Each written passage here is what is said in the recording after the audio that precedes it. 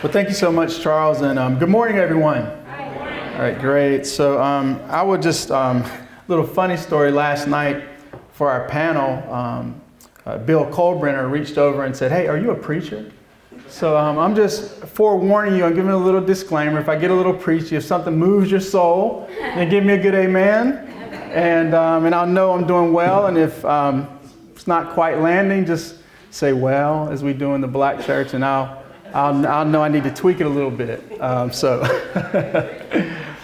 preach it. There we go. So, well, let me first begin by saying I believe that this discussion on the common bonds and experiences of African and Jewish communities is an important one. I believe it's timely, and I believe it holds immense potential for our respective communities, whether that's in the diaspora, whether that's in the continent of Africa, whether that's in the state of Israel.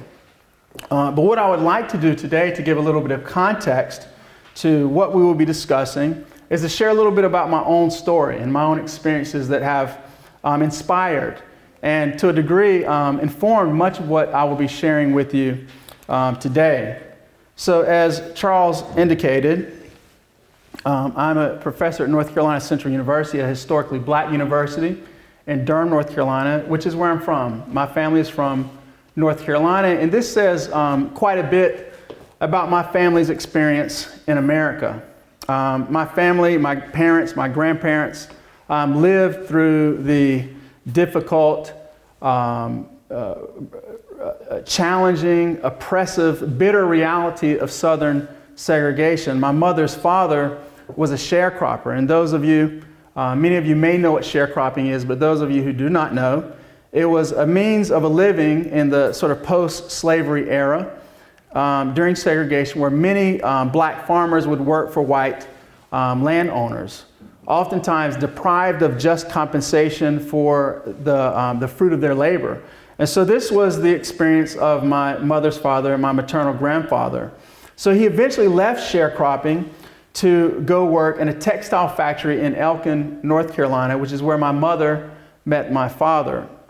Now, a little bit about my father. My father was a star athlete in the town, in that local community. Not only in the community, but in the region. He had an incredible sort of athletic career. And as a result, he actually ended up going to, he was drafted to play professional baseball by the Cincinnati Reds. Okay, now my father's father, being a Baptist pastor, and by the way, I do have, preachers in my family. So my father's father, being a principled black sort of missionary Baptist church, it was sort of the black church tradition as a missionary Baptist pastor. He insisted that my father not go from high school to play professional baseball, but instead go to college and get a degree. And so my father went to the University of South Carolina, and he was in many ways a trailblazer. He was nicknamed Jackie after Jackie Robinson. Okay, and you probably know that Jackie Robinson sort of broke the color line in professional athletics, specifically in baseball.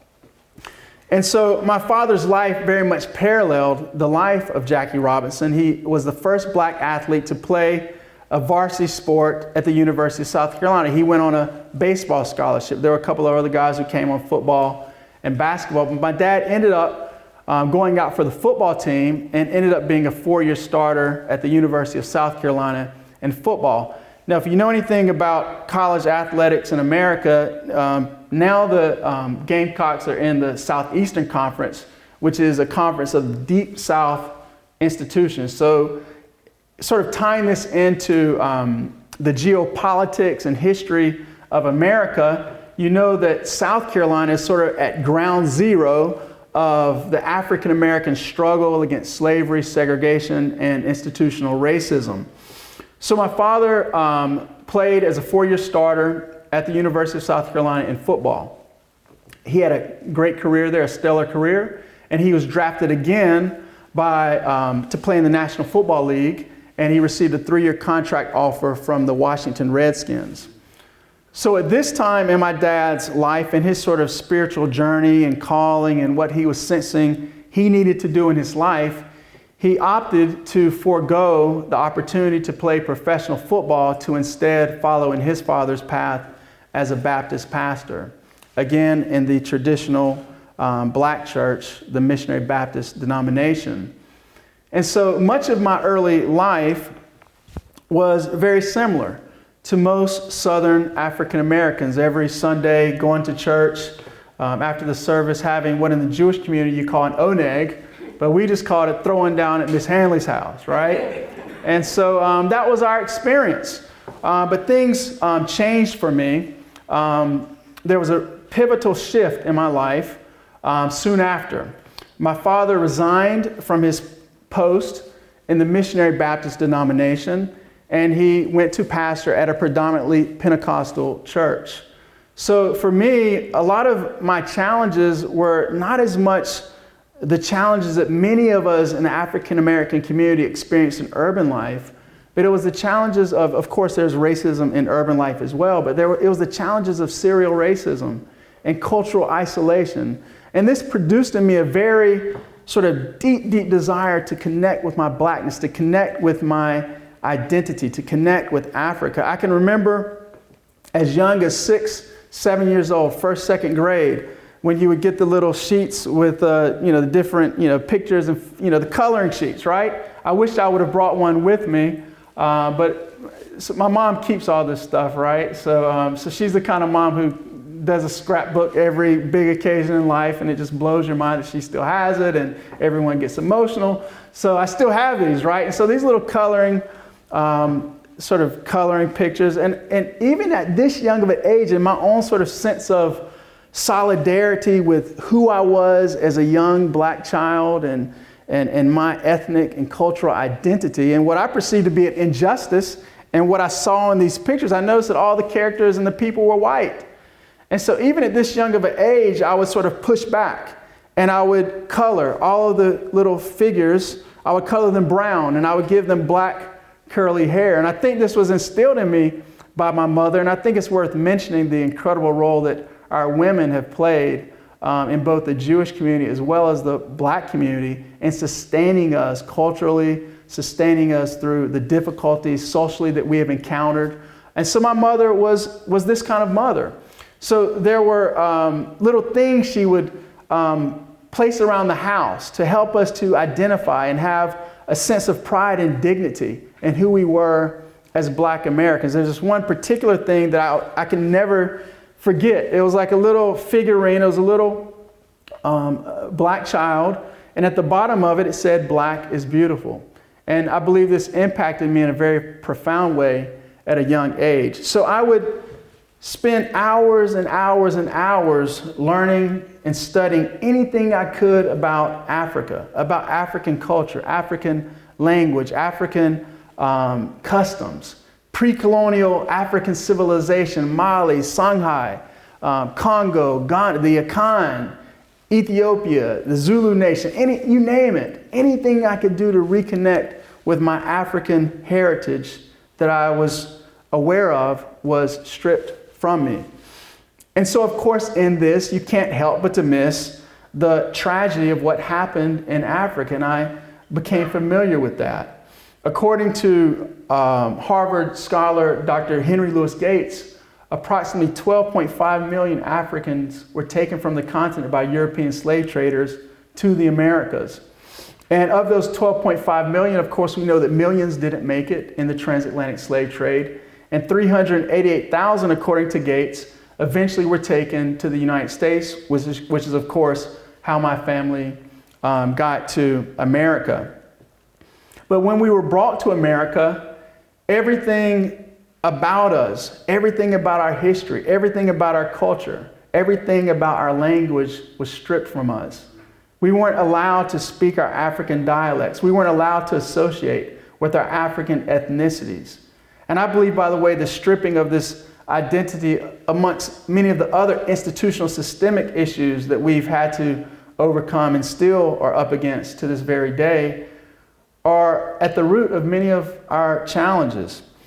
And so I realized that something had been taken. I believe a lot of African Americans had this similar experience where we go to school and we hear our friends saying, well, my grandfather's from Ireland and his great-grandma was from Scotland and they went to Spain and all this stuff. And we're like, what about me? What was taken from me? And so I would spend hours and hours trying to reconnect. And I dreamed of a reality in America, in the diaspora, in the continent of Africa, where Africans could be reconnected, reunited with our heritage, something that was taken from us. And so, moving on a little bit, I ended up going to a small Christian school in the state of Missouri. I know we're being recorded, so I won't say the city. The reason I say that is, for me, Missouri was what I called misery. I apologize if you have any connections to the state of Missouri, but that was my experience. It was the most culturally isolating, racially challenging, I will say, experience I had dealt with up until that point. And that's saying a lot for a lot of the things that I faced as a young person. And so I decided that I was going to transfer and come back to attend a historically black university in Durham, North Carolina, which is where I now teach at my alma mater of North Carolina Central University. When I came back to North Carolina Central University, I also played football there, and I had some success academically as well, and I went on to attend Harvard Law School. While I was at Harvard, I encountered something that we've talked about a bit at this conference. I encountered a group called Justice for Palestine. I think the name is a more expanded name now, but at that time we just knew it as Justice for Palestine. And I was taken aback by what they were, the rhetoric that they were spewing, the 3 Ds that we've heard about, the delegitimization of Israel, the demonization, and the different standards. And so I got to speaking with a couple of my classmates, Jewish and non-Jewish, about the need to do something, to respond. And so we co-founded an organization called the Interdenominational Alliance for Israel. Now I think it's just called the Alliance for Israel. And so the purpose, of course, was to present the state of Israel in a more fair, reasonable, and educated light on our campus. And so this sort of begs the question, why Ansel, you're from the South, you're not Jewish, you didn't grow up in a Jewish community, African American. What was the connection? You grew up in a Christian home. What was it that motivated you to get involved in this struggle? And so, being raised in the household of a preacher, of course, I was familiar with the Jewish story. I was familiar with the story of the Jewish people, how they were, just as African Americans, how they were enslaved. I was familiar with the story of Abraham, Isaac, and Jacob, how they were promised to be established as a people in their homeland of Israel, and how they were enslaved just as we were, and how they were exiled from their land in 3 exiles, first by the Assyrians, then by the Babylonians, then by the Romans. And how in their exile, in the Jewish diasporic experiences, how they were marginalized and demonized and dehumanized in the same way that we as Africans in our diasporic experiences were marginalized, demonized, and dehumanized. But I also knew that the Jewish people had reconstituted themselves as a sovereign people in their homeland of Israel. And as an African American, this inspired me. And so when I heard the rhetoric that was being spewed by Justice for Palestine, I recognized it as a morally and historically bankrupt narrative. And so as I began to examine the ties between our communities, Africans and Jewish communities around the world, I have discovered that the ties and the bonds are deep and they are enduring. And so that's what I would like to talk with you about today: the common bonds of peoplehood and faith, the common trials of homeland and diaspora, and the common lessons of subjugation and sovereignty. So let's start with the common bonds of peoplehood and faith. Let me just say this. There's been much discussion about the common ties that Black Americans, Africans, and Jews have in the common adversities and trials that we have had to overcome. But the ties and the bonds between us go much deeper than that. Our ties of kinship go back into antiquity. And it's quite natural given the geographic, cultural, political, sociological proximity of Israel and Africa. Some geographers would even say that Israel is a part of Africa, that Israel is in Africa. We'll save that for another discussion. But the ties are deep and they are ancient. So for instance, let's take the Torah, the Jewish Torah. What I think we could say there's probably a consensus has served as the constitution of Jewish identity and self-expression through the centuries, through the millennia even. Okay, it has been a cohesive force of Jewish resilience throughout the ages. So when you look to the Torah and you look to the traditional author, the self-identified author of the Torah, it's who? Moses, right? So let's examine for a moment the life of Moses in the Torah narrative. Moses in the Torah narrative is raised as an African in the Egyptian house of Pharaoh. And yes, Egypt is African. The Egyptians were Africans. So Moses was raised as an African. And being raised as an African, quite naturally, who does he marry? He marries an Ethiopian African wife, a matrimony which, by the way, is affirmed and zealously defended in the Torah. And when Moses leads the people of Israel out of bondage and slavery in the Torah narrative to be established as a nation in the land of African Canaanites, we see that Moses goes up with a mixed company of Africans. And so what you see in essence in the Torah story, in this fundamental, foundational constitution of Jewish identity, in the very formative years of the Jewish people, what you see is that in essence, the nation of Israel, the people of Israel as a collective, was essentially birthed out of Africa. And these deep ties and connections between the Jewish people and Africans it's recorded. It was recognized by the Jewish prophets. So for instance, if I can give you a reference, the Jewish prophet Amos, Amos chapter 9, verse 7. If you can't take it from Reverend Brown, then we'll hear it from the prophet Amos. Amos chapter 9, verse 7. Are you not as the sons of Ethiopia to me, O sons of Israel, declares the Lord? Have I not brought up Israel from the land of Egypt?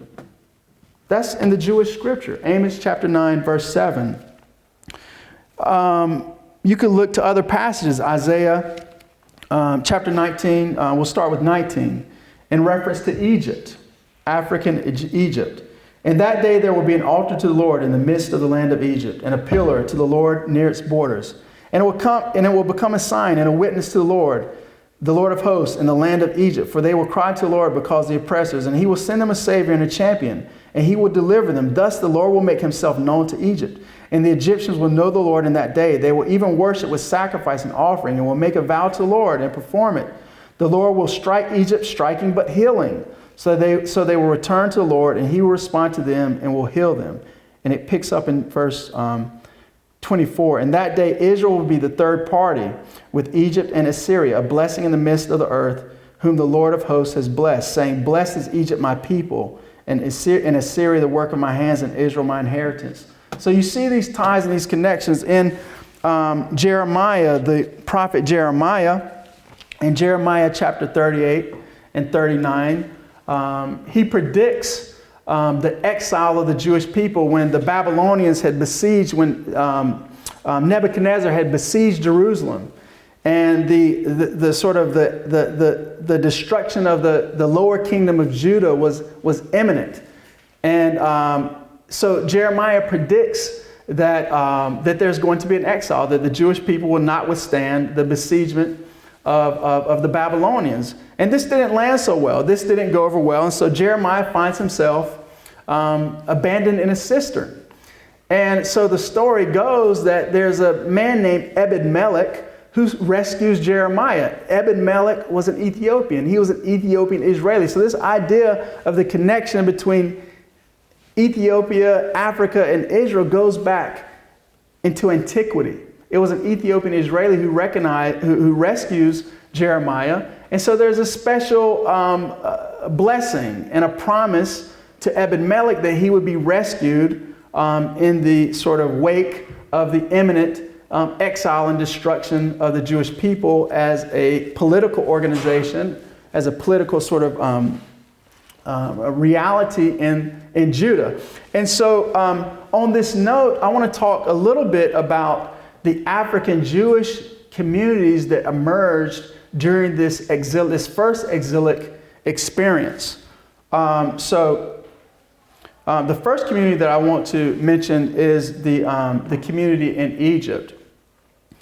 Arguably, one might say that the Jewish community in Egypt was the center of Jewish life, the most significant center of Jewish life outside of Israel during the exile. There was a vast Jewish community in Alexandria where Jewish texts were drafted, collected. The Septuagint, the Greek translation of the Hebrew scriptures, was drafted in Alexandria.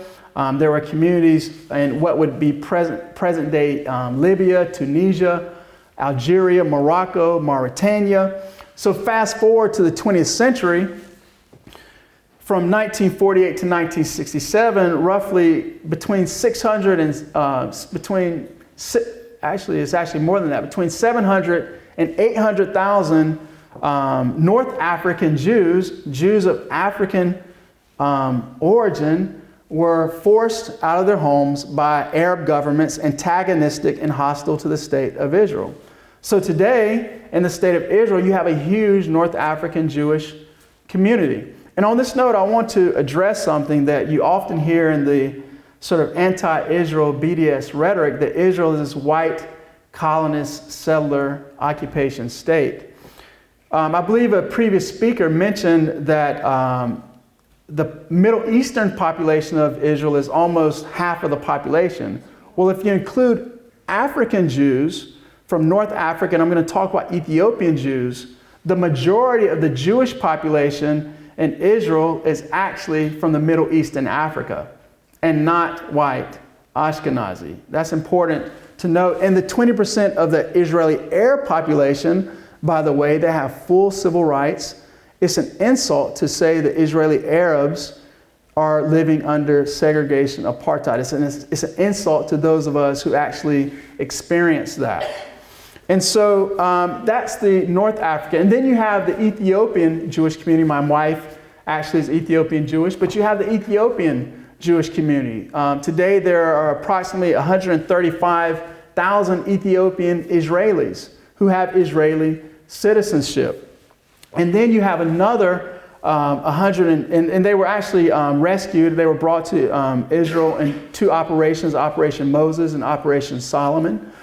And then you have another 150,000 or so Ethiopian Jews who are still in Ethiopia. And then there are, of course, many around the world. But you have another 150,000 Ethiopian Jews who are still in Ethiopia, a community called the Beit Abraham community, the Kecheni Jews, primarily in Addis Ababa, but scattered throughout the country of Ethiopia.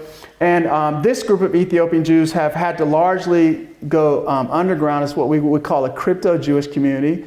They've had to go largely underground in their Jewish worship practice as a result of persecution from the Orthodox Christian Church in Ethiopia, much in the same way that the Moranos in Spain and the Sephardic community had to go underground with their Jewish identity.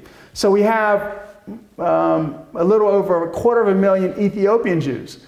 And then moving down the continent into Zimbabwe and South Africa, there are 80,000 Black African Limba Jews who trace their lineage to the Ethiopian community. Their narrative, their tradition is that they migrated from Yemen into Ethiopia, and then they branched off from the Ethiopian Jewish community and made their way into Zimbabwe and South Africa. So interestingly, this community, there have been some genetic studies that actually corroborates and confirms their story. Many of the men in the Limba community share the genetic marker called the Cohen marker that many Ashkenazi and Sephardic Jewish men also have. And then there are other communities. There are the Igbos in Nigeria, in southeastern Nigeria. Of course, this community is a community of millions, but today there are around estimates of around about 30,000 who are practicing Judaism. And they assert that they have Jewish heritage. And by the way, interestingly, the Igbo Jews were recognized. The Igbo Jews were recognized by the British when the British colonized Nigeria. If you look over here to this flag of the sort of the Nigerian the Nigerian British colonial flag, you'll see the Star of David.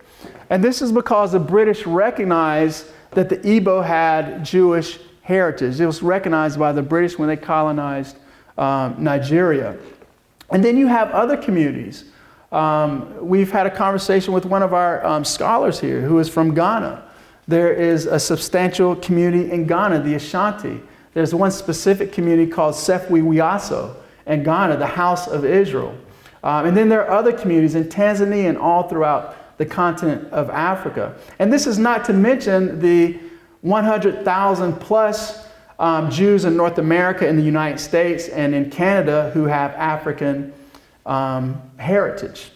So you have all of these deep, deep ties between African and Jewish communities.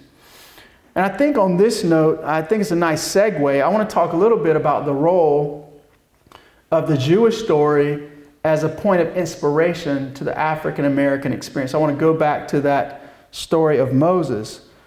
Throughout the decades, African Americans, and I would say even probably centuries, African Americans were inspired by the Jewish story. They were inspired by the story of the Jewish people being enslaved and being liberated and being established as a people in their land of promise. You could look at Harriet Tubman, for instance. Who did the people refer to Harriet Tubman as? They referred to her as Moses. And you see this in the spirituals, right? Go down, Moses, go down into Egypt, tell Pharaoh to let my people go. Joshua fought the battle of Jericho. We were inspired by the Jewish story of the people of Israel being liberated from bondage and going into their land of promise. You could go on and on. Black churches oftentimes took the names of geographic locations in the Hebrew scriptures. Mount Moriah Missionary Baptist Church, Mount Nebo United Methodist, Mount Zion Church, right? And by the way, this idea of Zion in the African diaspora community had the same meaning. It took on the same meaning as it did in the Jewish community. You see this in Afro-Caribbean tradition, in reggae music. There's one song that I wanted to, if you'll allow me, that I wanted to let you listen to. And you hear this all throughout reggae music, allusions to Zion, but this song, you guys have heard the song By the Rivers of Babylon. This was inspired by the Jewish story. In that first Babylonian exile, when they were in Babylon, longing to be back in their land of promise in Israel. And this is, by the way, taken from the Psalms, okay? So listen to the lyrics. Sat down and where we read, when we remember Zion, like the waters of Babylon, where we sat down and where we read, when we remember Zion. Where we may carry us away to captivity, require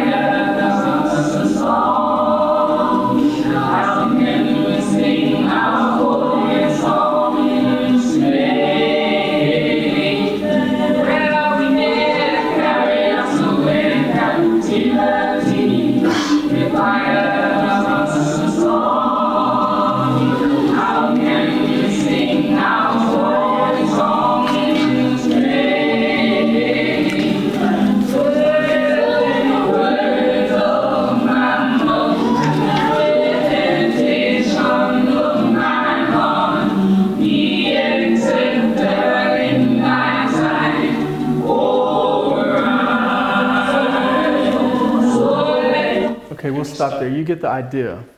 And so this is a story of inspiration that you see recurring in the African diaspora experience. We were inspired by the Jewish story. We drew hope. We found hope in the Jewish story of hope in the Jewish scriptures. And of course, Dr. King being a pastor, being a minister, and being sort of in this tradition of inspiration from the Jewish story, you see this. In his most well-recognized orations and writings, you see that he was inspired by the Jewish story. For instance, I referenced last night in our panel his brilliant letter from a Birmingham jail.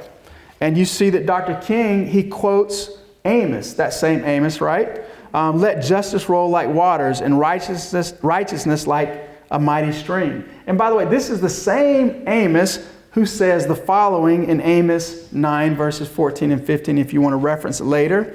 And I will bring again the captivity of my people Israel, and they shall build the waste cities and inhabit them, and they shall plant vineyards and drink wine thereof. They shall make gardens and eat fruit of them, and I will plant them upon their land, and they shall no more be pulled up out of their land which I have given them, saith the Lord thy God. This is the same Amos that Dr. King is quoting in the letter from a Birmingham jail.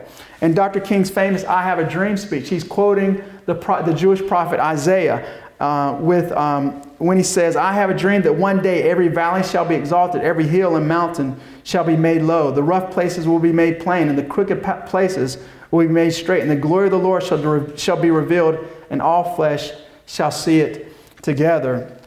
And of course, many of us know of the deep connection, the deep friendship that Dr. King and Rabbi Abraham Heschel had when they marched arm in arm, this iconic picture during the Civil Rights Movement, from the march from Selma to Montgomery, and the ties between the Jewish community and the African American community during the Civil Rights Movement, where the majority of the freedom riders who were not black were Jews who came down to march hand in hand with African Americans, some spilling their blood. And by the way, this sort of inspiration, this wasn't a one-way street. This inspiration and this embracing was not just the Jewish community inspiring and embracing the African American community, but it went both ways. One of our colleagues who is here with us for this conference, Dr. Mark Dollinger, has wrote an incredible book, Black Power, Jewish Politics, which I would encourage anyone to read, where he talks about how the Jewish community, when they were fleeing the pogroms in Eastern Europe, they were tepid about sort of being vocal and adamant in their they were happy to sort of go to the corner and assimilate into society. They weren't really, trying to be, outwardly Jewish, and they weren't trying to embrace Zionism in a very vocal way, but they were inspired by the Black liberation movement. They were inspired by Pan-Africanism, Afrocentrism, the Black Power movement, to be more vocal in their Jewish identity, in their sense of solidarity with their homeland in Israel. And also, when Jews were being forced out of the academy in Nazi Germany by the Nazis, it wasn't the institutions that many of our Jewish colleagues are teaching at today who allowed them to come and have positions. They weren't allowed to go to you weren't allowed to go to many of these institutions. It was historically black colleges and universities that gave posts and positions to the Jewish community in its most vulnerable moment. So on this note, I want to talk a little bit about our common trials of homeland and diaspora. It has been said on a number of occasions here that what begins with the Jews does not end with the Jews. And this is no more truer the case than with African communities in the continent and in the diaspora. This is a pattern that we see time and time again. I'll give you a couple of examples. For example, I talked about in sort of my own personal quest to be connected with my people, with the continent of Africa, how I was disappointed and shocked by what happened to Africans. How Europeans came into Africa and they divided the continent. They subjugated Africans in every way, culturally, politically, militarily. They elevated European values and and demeaned African culture, tradition, customs. Anything African appearance was maligned. And Africans were taken as slaves, were exiled. All of these things that happened to Africans, when you look in history, several centuries before, you see that Europeans did the same thing to the Jewish people. What begins with the Jews doesn't end with the Jews, and especially for us as Africans. In 175 BCE, the Greeks, at the same time that they were in Egypt expropriating Egyptian culture, the Ptolemies were in Egypt expropriating Egyptian culture, they were in Israel, in the land of the Jews, subjugating the Jewish people culturally. They were essentially Hellenization. They were trying to Hellenize the Jewish people and force the Jewish people to relinquish who they were, to relinquish their identity, their culture, their traditions. In the same way that Europeans would later come and do the same thing in the continent of Africa. And of course, this came to a head in 175 BCE when Antiochus Epiphanes, the Seleucid Greek leader in the land, went into the Jewish temple and he desecrated what was the heart and soul of Jewish identity, culturally, politically, in every way, by erecting a statue to the Greek god Zeus, sacrificing a pig to the god, and essentially offending every sensibility in the Jewish community, every custom and tradition.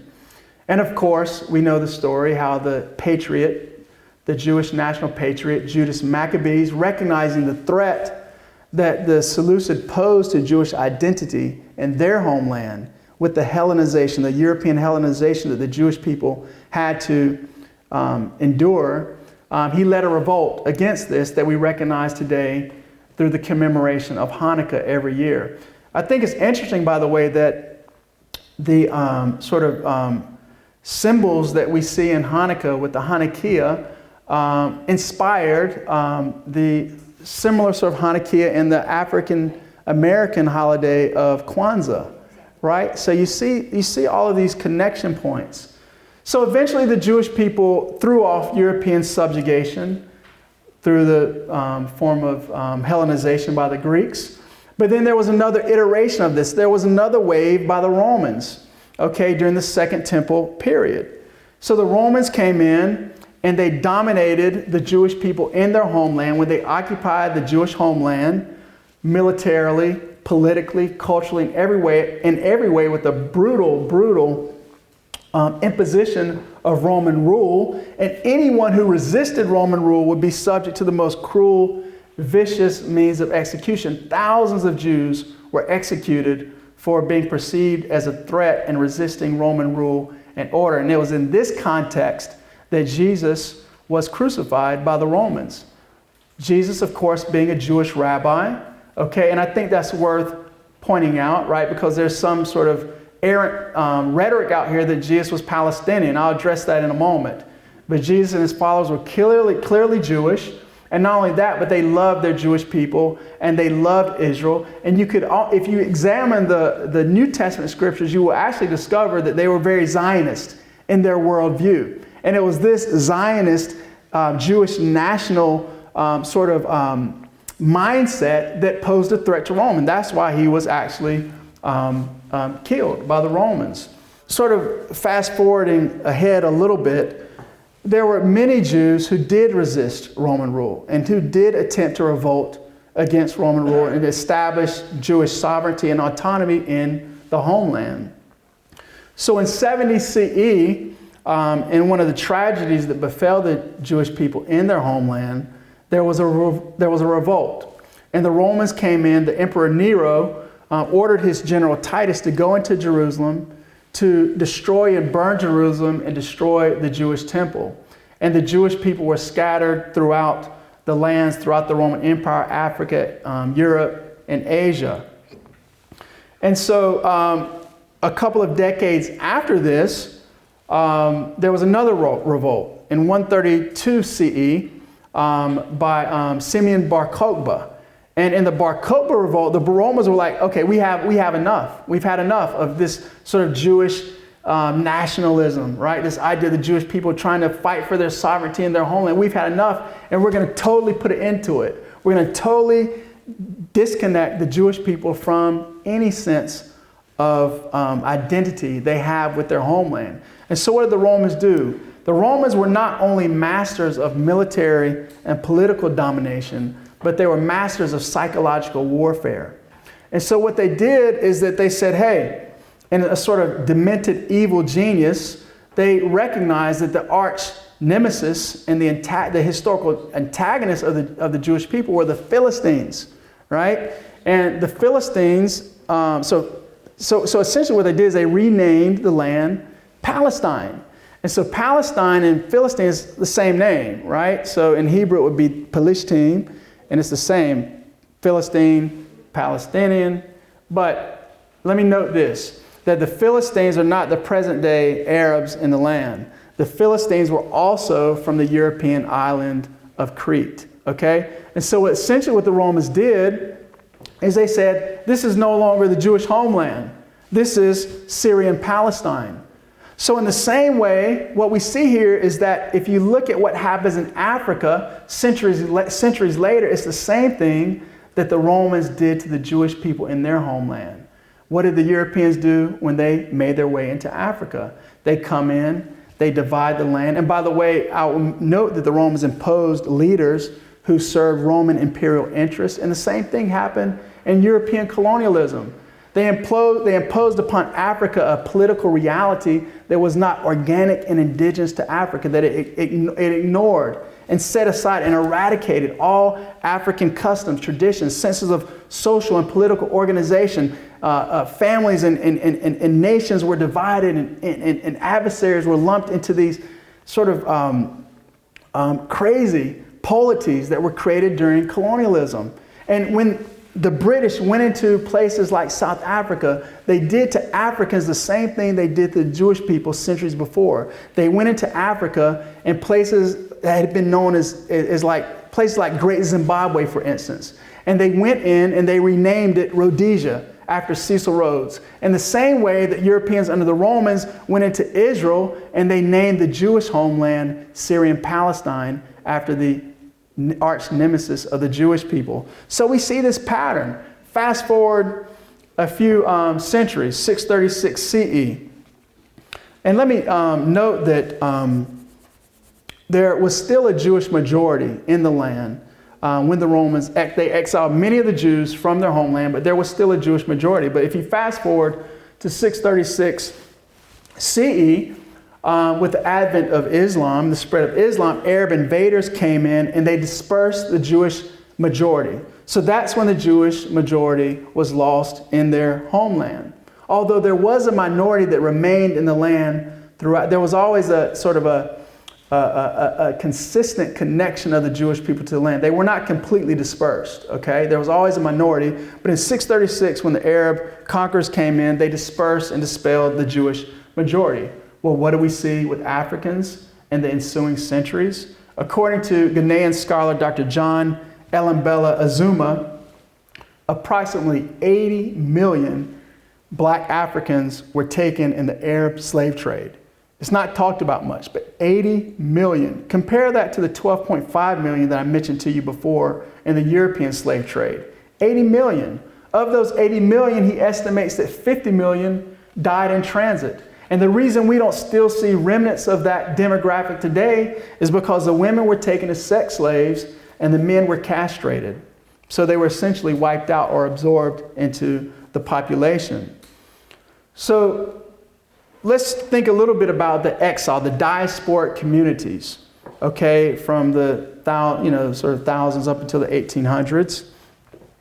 The same sort of marginalization, as I mentioned, demonization and oppression that we saw with African Americans by European dominant societies is what you saw by that the Jewish community experienced in Europe. So before there was ever a ghetto in Detroit, Chicago, Philadelphia, Jewish people were walled into ghettos beginning in Venice and throughout cities throughout Europe. Before African Americans were ever economically marginalized during Southern segregation, centuries before, Jewish people were economically marginalized, relegated to industries and trades that were considered unbecoming and demeaning in European societies. Just as African Americans historically were depicted in the grossest, most exaggerated ways, considered out of step with European standards of beauty and aesthetic. When you look at medieval depictions of Jewish people, you see the same pattern and behavior. The way that we were demonized, scapegoated, considered pariahs in society. You see the same pattern of what Jewish people experienced. And in all of this, in this parallel movement and drive for the reconstitution of sovereignty in our homelands, there was this recognition in both the Jewish community in the 1800s and in the African diaspora community that only with the reestablishment of our sovereign homelands, with autonomy and the reconnection to our homelands, could we be free and safe from these ills and these tragedies that had befallen us in the diaspora, and could we fully self-realize. So I want to share with you a couple of lines from a paper that I recently presented. And so let me just jump in. The commonalities of resilience and struggle by Africans and Jews have not gone unnoticed within the communities. There's a long history of mutual inspiration drawn between both diasporic communities. W.E.B. Du Bois, the renowned civil rights scholar, Pan-Africanist, and one of the founders of the National Association for the Advancement of Colored People, saw parallels between Pan-Africanism and Zionism. In the 1919 editorial Crisis, Du Bois wrote, "The African movement means to us what the Zionist movement must mean to the Jews." Let me skip ahead. I'll pick up here. The journey leading to the modern rebirth of Israel in 1948 was given an invigorating breath of life under the leadership of the father of Zionism, Theodor Herzl. Herzl toured Europe in the latter portion of the 19th century, corralling support for Jewish resettlement in Israel. On the eve of Herzl's death, a new debate arose in the Zionist movement, a debate to settle the Jewish people in East Africa. Although Herzl initially acquiesced to the Uganda plan as a temporary solution for the Jews, the Seventh Zionist Congress rejected the plan in 1905. Unlike the Europeans, the Jews were not seeking to exploit opportunities in Africa. Instead, the Zionist leaders held steadfast to the yearnings of the Jewish people to reclaim their homeland in Israel. Theodor Herzl drew a direct correlation between the aspirations of the Jewish people and the aspirations of the African diaspora. In a moving statement, I want you to pay very careful attention to this quote from Theodor Herzl's book, Audentenland, where he draws this strong correlation between the Jewish experience and the African experience. In a moving statement, Herzl expressed his desire to help advance the cause of African liberation and self-determination in the same way that he championed Jewish self-determination, stating, and this is a quote, "There is still one problem of racial misfortune unresolved. The depths of that problem in all their horror only a Jew can fathom. I mean the African problem. Think of the hair-raising horrors of the slave trade. Human beings, because their skins are black, are stolen, carried off, and sold. Now that I have lived to see the restoration of the Jews, I should live to pave the way for the restoration of the African." That was Theodor Herzl, the founder of modern Zionism. Herzl and other Zionists inspired the 19th century trailblazer of Pan-Africanism, Edward Blyden. Blyden, an Afro-Caribbean from St. Thomas, believed that Africans in the diaspora could only realize their human potential and secure their freedom by returning to Africa. Blyden himself immigrated to Liberia, where he served in several important government posts, as well as in Sierra Leone. Blyden believed that Zionism was a model of inspiration that Africans in the diaspora should follow in their own quest for self-realization. He went so far as to coin a phrase for the vision that he saw as a counterpart to Zionism, Ethiopianism. In a pamphlet titled The Jewish Question, Blyden promoted the validity of Jewish efforts to be reestablished in Israel as an example for the African diaspora's repatriation in Africa. Blyden was not the first modern-day Pan-Africanist. He was preceded by Martin Delany, who in the 1800s advocated for African Americans to return to Liberia. In his work, The Condition, Elevation, Immigration, and Destiny of the Colored People of the United States, Delany suggested that African Americans and Jews similarly deserved a sovereign home. And this is a quote from Delaney, from his book. Such also are the Jews, scattered throughout not only the length and breadth of Europe, but almost the habitable globe, maintaining their national characteristics and looking forward in high hopes of seeing the day when they may return to their former national position of self-government and independence. Let that be in whatever part of the habitable world it may be. Delaney and Blyden were prototypes for other leaders who embraced Pan-Africanism. Blyden in particular inspired the likes of Marcus Garvey and Kwame Nkrumah, who kept a picture of Blyden on his wall. And by the way, Marcus Garvey was also inspired by Theodore Herzl. He saw a common connection there between African self-determination and Jewish self-determination. So this is just one quote that will segue us into my next point here. And this is a quote from Marcus Garvey. As 400 million men, women, and children worthy of existence given us by the divine creator, we are determined to solve our own problems by redeeming our motherland Africa from the hands of alien exploiters and found there a government, a nation of our own, strong enough to lend protection to the members of our race scattered all over the world and to compel respect of the nations and races of the earth. So you can see why Garvey was inspired by what Herzl was trying to do for the for the Jews in Europe. On this note, I want to talk about some common lessons that I believe we can take away and have been taken away from the experiences of Africans and Jews of subjugation and our journey towards the reestablishment of sovereignty. Lesson number one is that compromised sovereignty of a group's homeland as a haven of communal identity, security, and self-realization can lead to the most devastating injustices that our communities have experienced.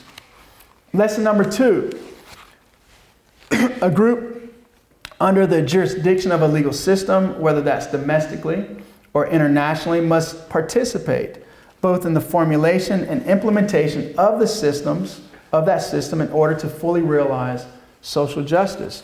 So in the case of African and Jews, there was an intentional crippling of the national sovereignty and participatory justice of our community. So imagine, for instance, if during the Inquisitions, when Jews were being burned at the stake and held at the tip of a sword and forced to either convert or die, imagine if there were a Jewish homeland, a sovereign Jewish homeland that could have stepped in and intervened and defended the Jewish people in Europe. Imagine if there were a place to go during the Holocaust, when the world turned a blind eye to the Jewish people, when the Nazi Germans were killing Jews by the millions, and Jews were trying to escape the Holocaust and were traveling by ship all over the world, looking for someone to give them harbor, someone to give them refuge. Imagine if they could have found refuge in the state of Israel, or if the state of Israel could have responded before it was too late. By the time the world responded, 6 million Jews were already brutally murdered. Looking at the African diaspora experience, imagine in 1787 when the founders of our nation in the United States gathered in Philadelphia, Pennsylvania, and they drafted the Constitution. And they considered the slavery question, and they implicitly affirmed the legality of slavery. Imagine if Black Americans would have been a part of the conversation when they came up with the Three-Fifths Compromise as a compromise between northern states and southern states for how they would get representation in the House of Representatives. Imagine if we would have had participatory justice and leverage in that conversation, how the narrative would have gone. Imagine in 1896 in the notorious Plessy versus Ferguson case, when segregation was entrenched for another century in America in the Jim Crow South, when all white male jurors determined that separate but equal was somehow constitutional under the 14th Amendment, which guaranteed the equal protection under law. Imagine what could have been the outcome had Black Americans been a part of that legal opinion and discourse. Imagine in the international context in 1884 when European powers gathered in Berlin, Germany. Not that Africans would have wanted to be at the table, but imagine what would have been the outcome when Europeans were plotting how they would divide the continent of Africa. and divide the spoils among themselves. Imagine what would have been the outcome if Africans would have had leverage that they were denied in the experiences of colonialism. The next lesson is that I believe that Africans and Jews have historically drawn strength from our common bonds. And I believe as our destinies seem to be inextricably linked. And so I think there's an incredible opportunity for us not only to join in the common struggle against those ills and those challenges that have pressed us on every side, but I believe there's an incredible opportunity for us to work together towards what I call a mutual self-realization of our peoples. I think it holds incredible promise for our communities, and I believe it holds incredible promise for the world. But there are real challenges that we have to acknowledge. And then I think there are some opportunities that coincide with the challenges which I will share with you. One, of course, we have the persistence of global racism and anti-Semitism. It's undeniable, it's real, it's sinister, and we have to deal with this problem. Two, the economic ramifications of institutional racism, neocolonialism, and BDS. Three, this sort of disconnection in the diaspora from the homeland and what that has meant to the identity degradation of our communities. I think this is particularly, as I mentioned earlier, an acute issue within the African diaspora community. What are the repercussions of what we have experienced let's just take the United States of America, some of the challenges, the identity void that was left when everything we were was systematically taken from us through segregation, slavery, and every sort of institutional form of racism in America. Four, misunderstanding between African and Jewish communities. It's there, it's real. As I mentioned earlier, and I think Charles may have referenced it, where it's like we're this close, but somehow we're just missing one another. We're not connecting, right? And I think that's a challenge that we have to take very seriously and try to bridge. Five, lack of knowledge and coordination around these common interests that I've shared with you. So what are the coinciding opportunities that I see? I believe that we need to form grassroots and political alliances to combat racism and anti-Semitism. We still need our Jewish community, our Jewish friends to stand with us against the blight of racism that is ever real, against police brutality, against economic disparities, against mass incarceration. We still need our Jewish brothers and sisters to stand alongside of us because you have an important voice, as you also too have suffered in your story and throughout the world. I also believe that the African American community has a certain significant gravitas and moral weight that we carry from our experience in the international scene with what the Jewish community is facing with the both classical anti-Semitism and also contemporary anti-Semitism. And I believe that we can do a great deal to come alongside our Jewish friends to help them in the fight against anti-Semitism. Opportunity number two, I believe there are opportunities for cooperation in business, agriculture, technology, medicine, and so forth. We're already seeing some of this with innovative Israeli companies that are doing amazing work all throughout the continent of Africa. And I think also there are opportunities for us to do work in the diaspora, entrepreneurial business initiatives that could have incredible promise for our communities and for the world. Three, cultural immersion, language learning, and summer programs for youth. This idea of the degradation of identity that we have experienced in the homeland. There are some amazing programs that the Jewish community have chartered that I think we could draw from, like Birthright Israel. Imagine birthright programs of African American diaspora youth in Africa and in the United States, in other Afro, Caribbean communities, etc. And also African and Jewish exchanges, Jewish youth, Black youth.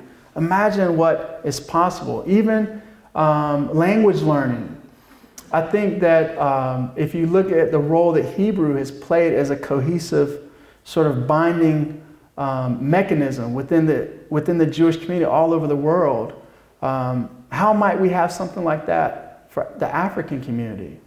Just recently, last year, for example, the government of South Africa adopted Swahili as the first non-South African language, if that makes sense, taught in South African schools. Okay, it's just some interesting ideas where we can draw from one another and learn from one another.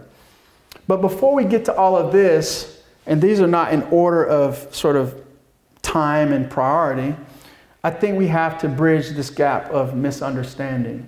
And I believe there are a few ways that we can do this. I think we need faith-based dialogue between African and Jewish faith communities. I believe the richness of African spiritual tradition and the richness of Jewish spiritual tradition, I think there's something incredible that can happen if we engage in this dialogue. I believe that cultural exchange could be incredible between our communities. I already alluded to that somewhat in the previous point.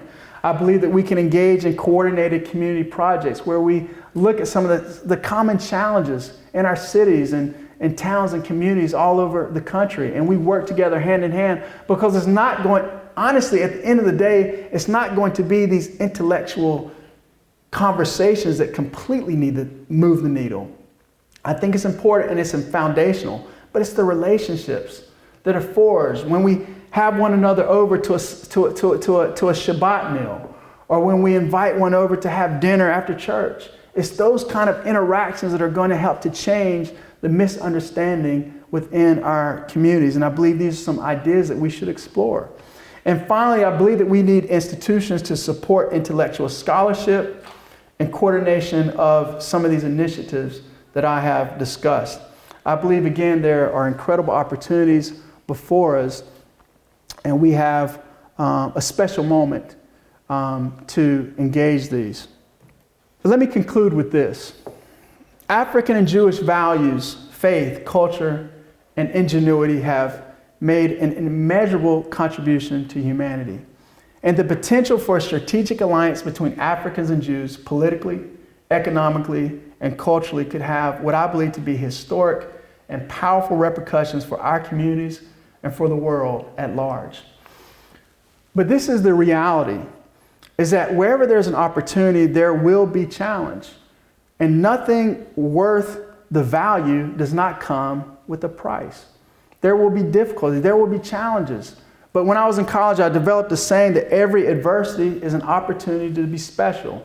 And I believe we're in a special moment to overcome the challenges and do something incredible between our communities. And on this note, I want to wrap up and conclude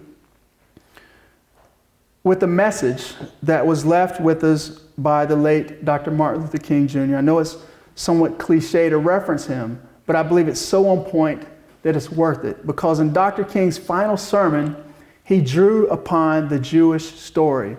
When Moses led the people of Israel out of bondage in Egypt, and he went up to Mount Nebo, and he looked into the promised land of Israel, the place where the Jewish people would be established as a people. He saw the promised land.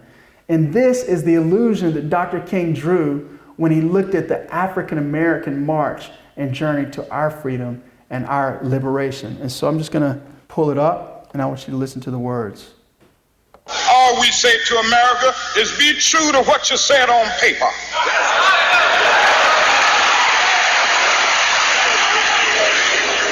If I lived in China or even Russia or any totalitarian country, maybe I could understand some of these illegal injunctions. Maybe I could understand the denial of certain basic First Amendment privileges because they haven't committed themselves to that over there. But somewhere I read of the freedom of assembly. Somewhere I read of the freedom of speech. Somewhere I read of the freedom of press. Somewhere I read that the greatness of America is the right to protest far right.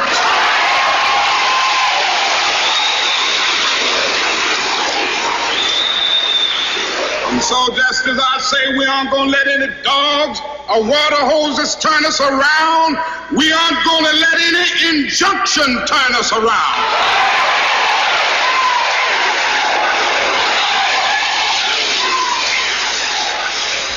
Well, I don't know what will happen now. We've got some difficult days ahead. But it really doesn't matter with me now, because I've been to the mountaintop. I don't mind.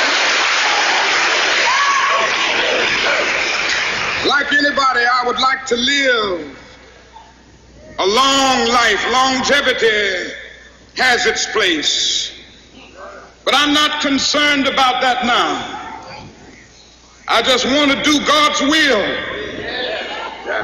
And He's allowed me to go up to the mountain. And I've looked over and I've seen the promised land. I may not get there with you, but I want you to know tonight that we as a people will get to the promised land.